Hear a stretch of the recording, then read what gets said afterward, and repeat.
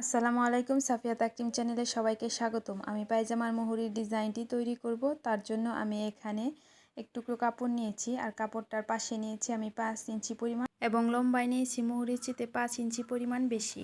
এখন আমি এখানে 1 স্কেল পরিমাণ ফাঁকা রেখে দাগ দিব। পুরো কাপড়টাকে আমি এইভাবে দাগ দিয়ে নেব।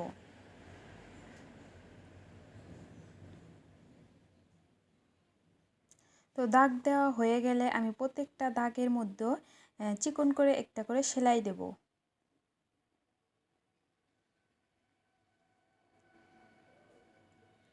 তো এইভাবে আমি প্রত্যেকটা দাগে সেলাই করে নেব।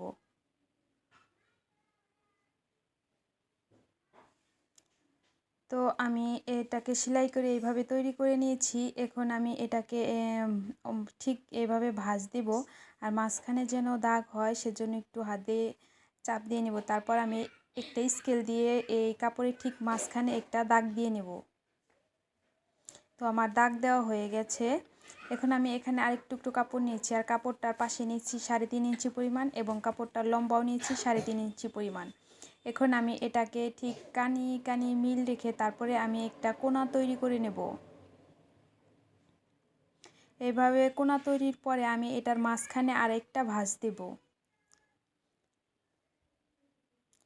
ঠিক আমি এরকম তৈরি করে নেব।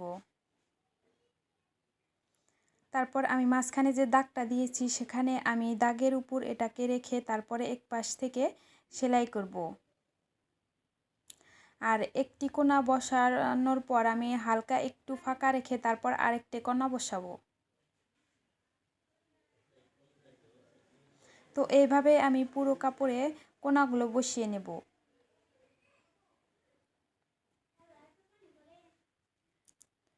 তো বাড়তি কাপড়টা আমি কেটে নেব।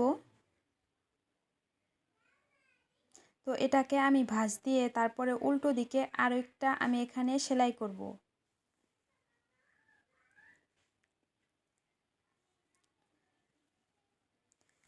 সেলাইটা হয়ে গেলে এখন আমি একটা সুই সুতা নিব আর এই কোনাগুলোকে ঠিক এইভাবে ধরে তারপরে ডিজাইনটি তৈরি করে নিব। এখন আমি এখানে সুই সুতা দিয়ে আটকিয়ে তারপর আমি দুইটি করে পুঁতি লাগিয়ে নেব।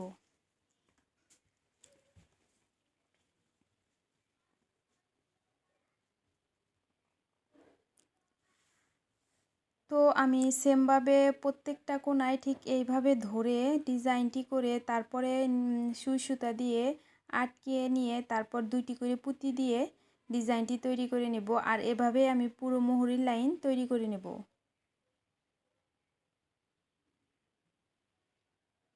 তো আমার পুঁতি লাগানো হয়ে গেছে আর ডিজাইনটি তৈরি হয়ে গেছে। এখন আমি এখানে লেস লাগিয়ে নিব। তার জন্য আমি উপরের দিকে প্রথমে 1/2 ইঞ্চি কাপড় রেখে লেসটাকে লাগিয়ে নেব। তারপর আমি এপাশেও একটি লেস লাগিয়ে নেব।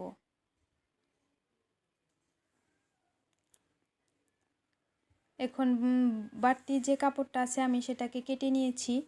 এখন পায়জামার মুহুরি যে চিহ্নটা আছে সেখান থেকে আমি 2.5 ইঞ্চি পরিমাণ উপরে একটা দাগ দিয়ে নিব।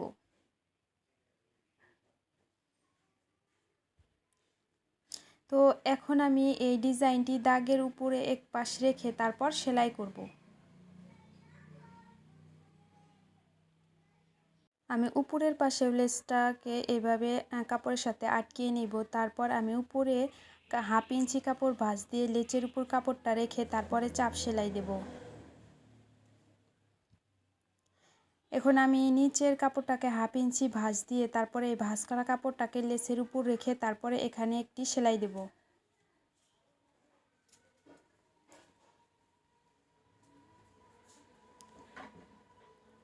তো আমার ডিজাইনটি তৈরি হয়ে গেছে। আজ এ পর্যন্তই। আল্লাহ হাফেজ।